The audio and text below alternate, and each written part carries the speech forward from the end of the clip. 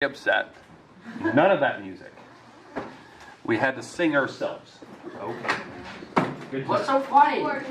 I saw you and your family and music.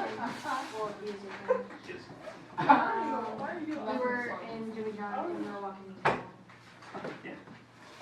Yeah, we went to Chipotle. Several times. So my wife went. It's good. It is good. It reminds me of Pinterest. Yeah. What's your favorite? Okay. All right, today.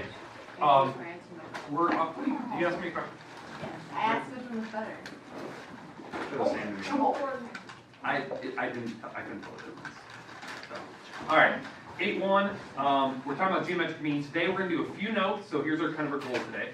So we're going to do a few notes as a review. Because I know some people were gone Monday. You had, there was mock trials and stuff, and people were gone for other reasons. So I do want to do a quick review of the two theorems we had. Theorem 8.2, 8.3. These are the main formulas you needed for your homework. These two theorems will basically help you out with number 5 and 6 then. That's your homework. We had 5 problems in the homework. 2 of them were because of these two theorems. Okay?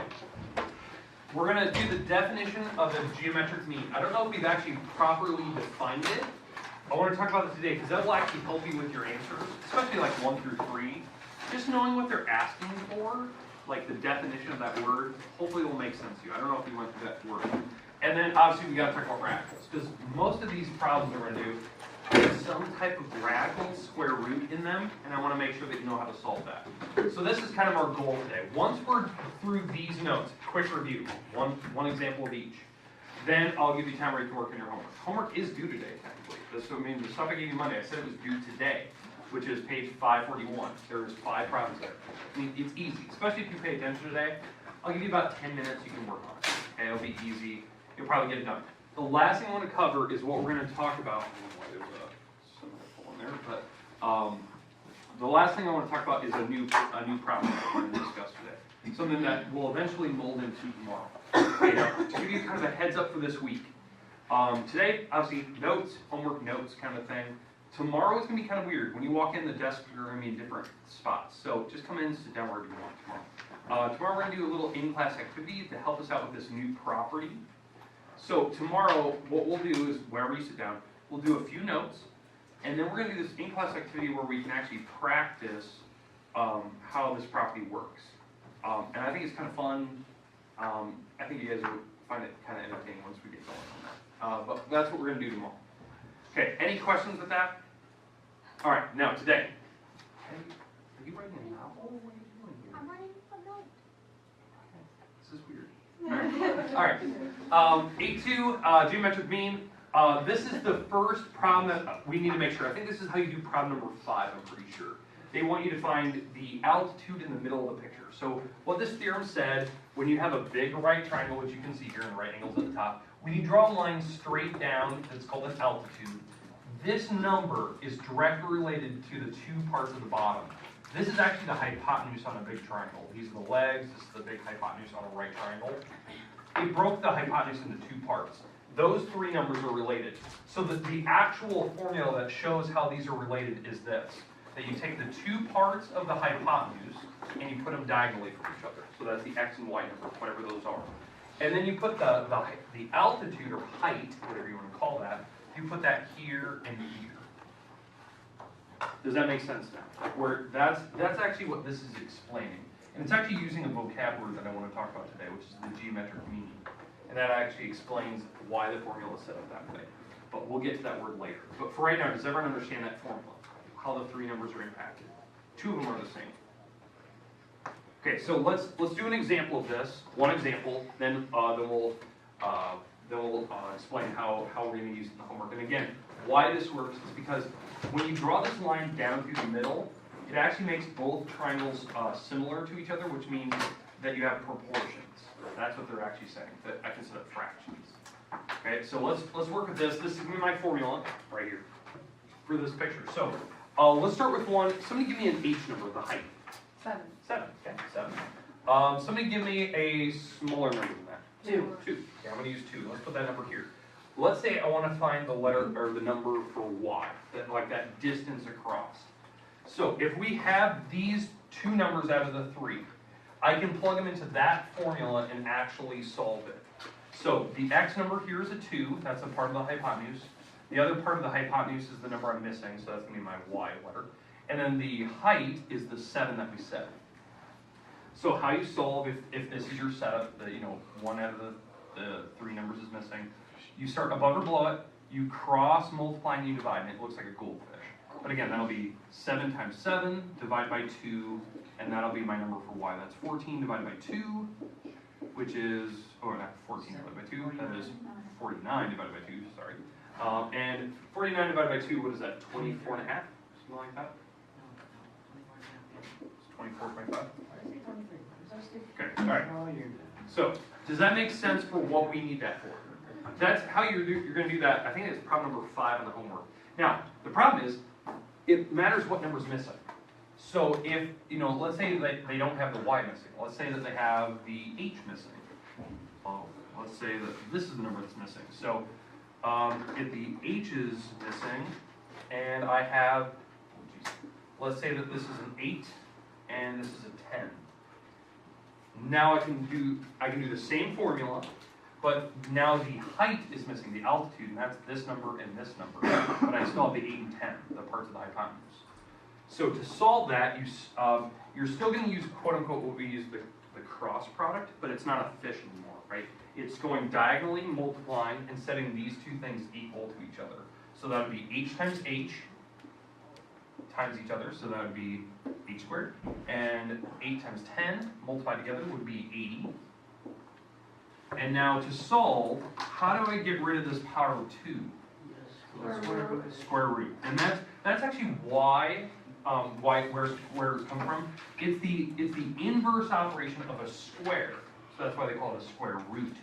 So the radical on the 80 here is a square root. The index number is actually a 2. Now the reason why the index number is a 2 is because what you're bringing over. You're bringing the 2 over to the other side. That's why it's an index number of 2. That index number is actually really important. Because what we're looking for is 2 numbers that multiply together that would give you the 80. That's what we're looking for. The same 2 numbers that multiply together. It's not quite the number 9. Because if you think about it, 9 times 9 is 81. 7 times 7 is, 8 times 8 is 64. So it's really actually really close to 9. It's almost like 8.9 something. So how we actually solve this, and this is what your book will ask you to do. They'll ask you to put it in the simplest form. So how we talked about it yesterday is you break down the 80 into smaller parts. So for instance, if I'm doing the square root, 80, if I think about this, it's 80 times 10, 8 times 10. Then we break down 8 even further to be, 4 times 2? And the 10 is 2 times 5. So that's breaking down these numbers as far as it can. And this 4 can even be broken down even further, 2 times 2. So that's going as far as I can like that. Okay? Hopefully that makes sense. I broke down the 80. Notice I didn't use ones. I just did every number until basically what the book says is when you're breaking this down, you're trying to go down until you have no more composite numbers. Composite numbers are anything that has numbers in it other than 1. So obviously I broke down as far as I can, because 2s and 5s can't be broken up any further. And what you do is you're looking at the index numbers of 2. So I'm looking for pairs of numbers. Well, I do have pairs. Now there's pairs of numbers on the inside that actually match. They can be any numbers. This just happens to be a bunch of 2s. But they could be 7s, there could be 13s in there, whatever it is. And what was the rule we talked about Monday for radicals? Ben Waddingham, please come to the office. Ben Waddingham. Yeah. Just like if you're hearing it, you cross one out, you kick one out. Cross one out, kick one out. And so those 2s are actually on the outside like this, and the only number that's left on the inside is the 5. If there's no number in there, just get rid of the radical. But there was a 5, I didn't even move the 5. Now, what does the number on the outside turn into? A 4. The reason why? It's being multiplied. And I know there's always somebody who's like, why do they multiply? That's what everything else was doing. Why would we suddenly magically change it all of a sudden?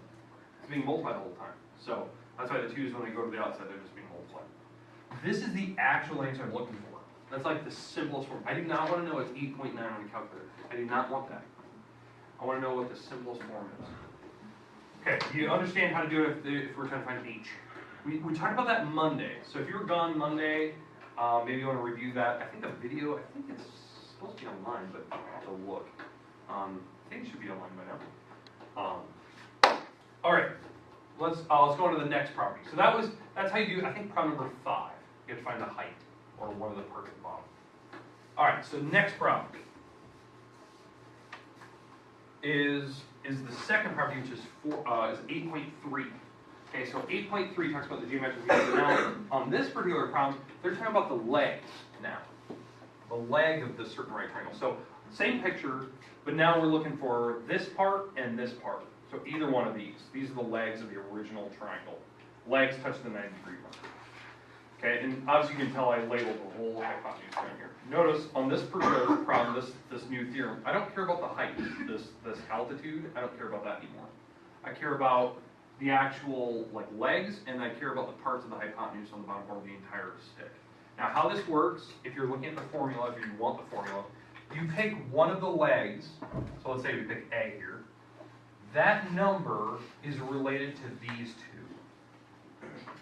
So it's related to the part of the hypotenuse on the bottom that's closest to it, and then the entire bottom, the entire hypotenuse. So it's these 3 numbers.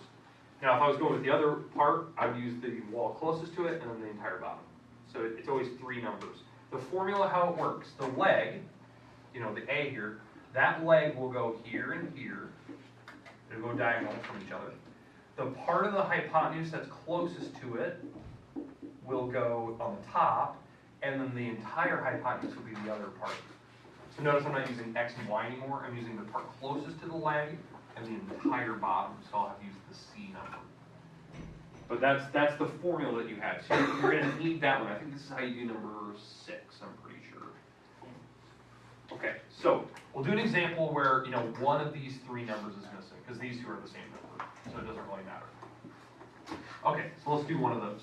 And I'll put that formula right back on the board here in a second. Okay, and again, why this formula works, because the triangles are similar, they're proportional, instead of proportions, fractions. Okay? Alright, so here's the picture again. It doesn't matter which one. Do you want A or B missing? A. A? Okay, so let's say A is missing, this is the number we're trying to find. And let's use the Y number here, let's call this a 4, let's call the entire bottom a 25. Okay?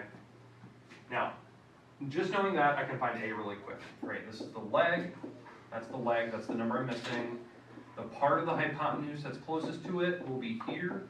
The entire hypotenuse will be there. So if I'm using these numbers, or these terms, the part that's closest to the leg is the 4.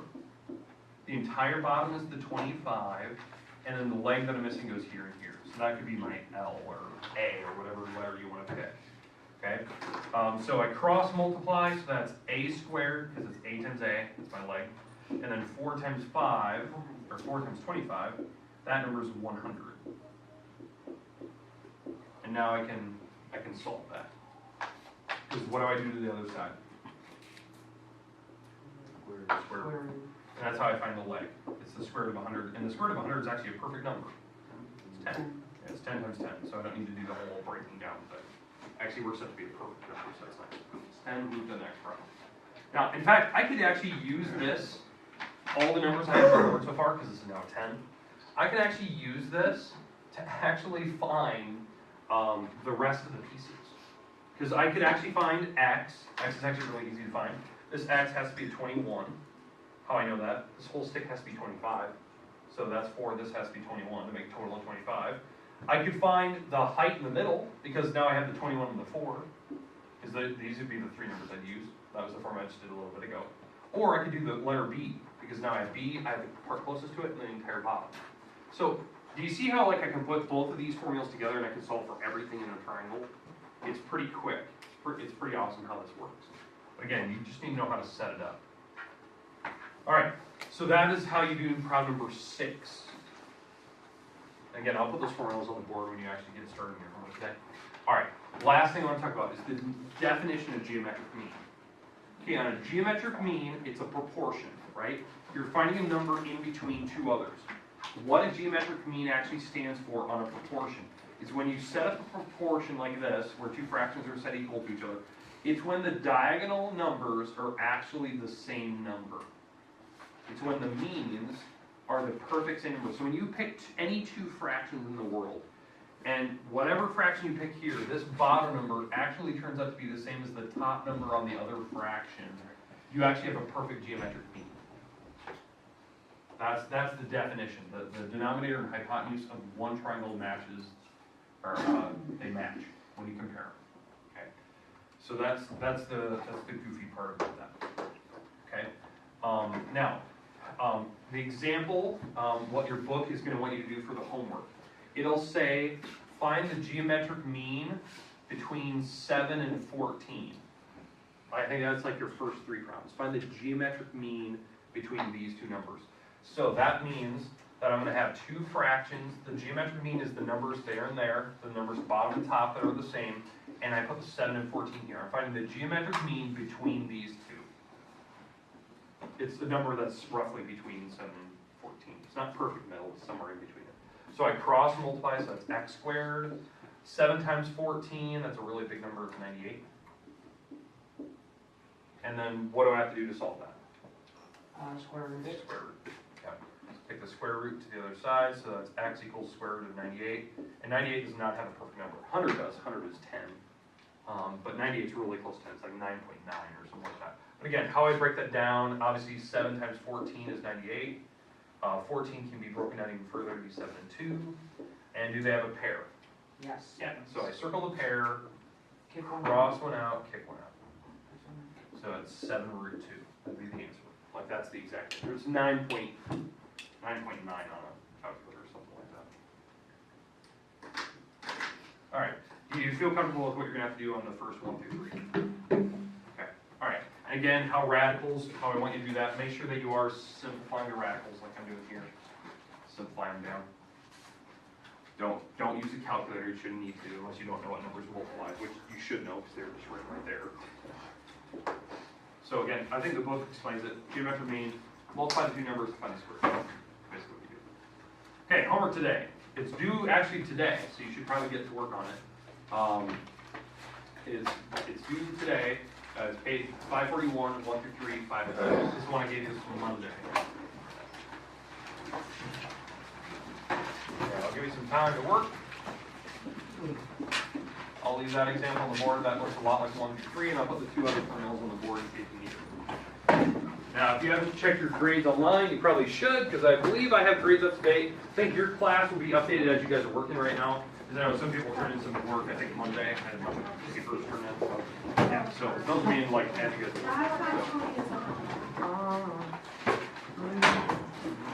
But I'll put the other formula on the board here so you have it. There you go.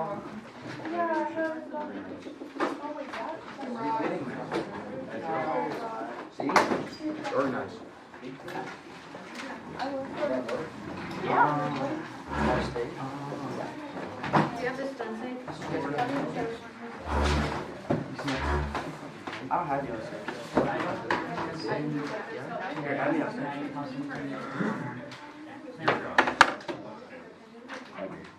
So, all right, I have the 2 formulas on the board if you need them for like the leg versus the hypotenuse or the altitude, I should say.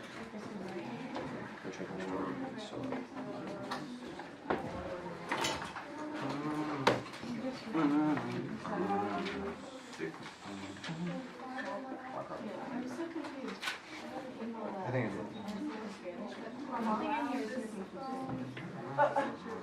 Same with me. I need 17. 6. Oh, 5 root. What do you do? And you take the wrong pair out.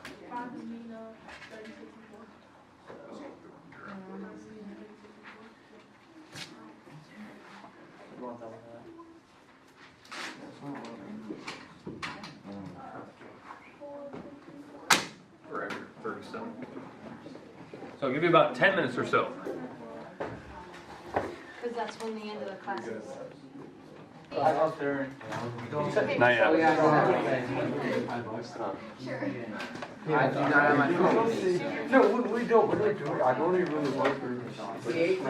Oh, yeah, that's right. Don't. Bro, we're just really good friends. No. One of people say don't, but not don't. I already have it. Don't is just don't. Ward. Pen. I would have totally been like, yeah, that's not really. Why? Now, so Well, we're at actually You what? see, if it's like this, And then, and then it's you like have that- this, you have these whole- then you want it, then it's like, this is not So now you common. can go after. So it's gonna be like, How do you? you have to put down.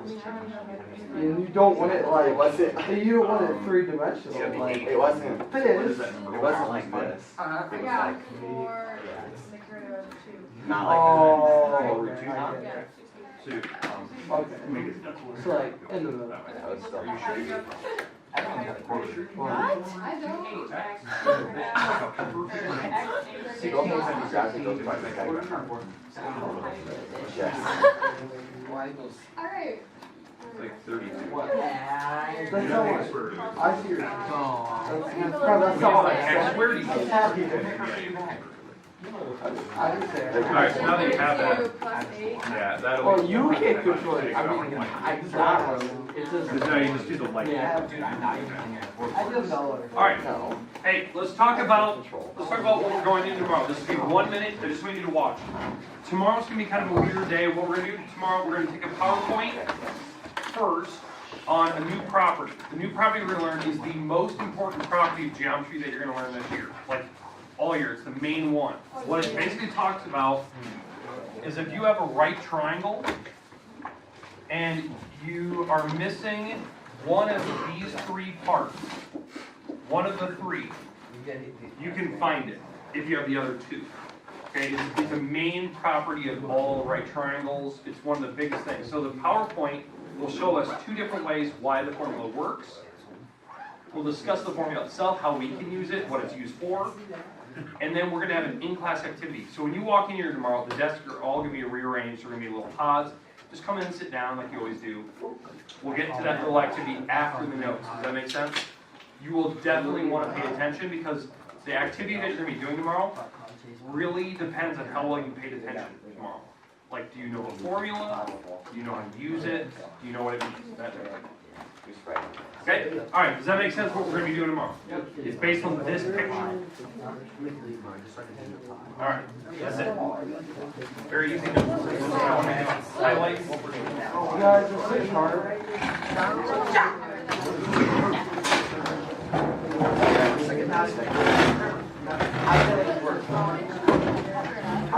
Hey.